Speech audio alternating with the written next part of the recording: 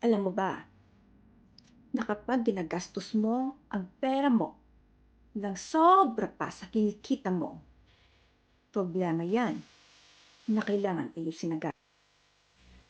Sobrang utang, malaking problema yan.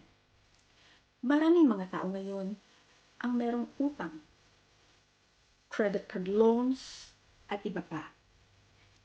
Marami silang dahilan kung bakit nangyayari yun. Pero ang totoo, kung gumagastos ka ng lagpas pa sa kinikita mo, baka hindi mo na alam. Meron ka na palang toxic relationship sa pera. Ang payo? Live within your means. Mamuhay. Ayon lang sa kinikita mo. Madaling sabihin, pero mahirap gawin. Kasi, kung hindi mo talaga babaguhin ang gawin mo, hindi ka talaga lalabas sa problema. Bestie, hindi pwedeng pabayaan ang utang. Kailangan mo magdesisyon ngayon.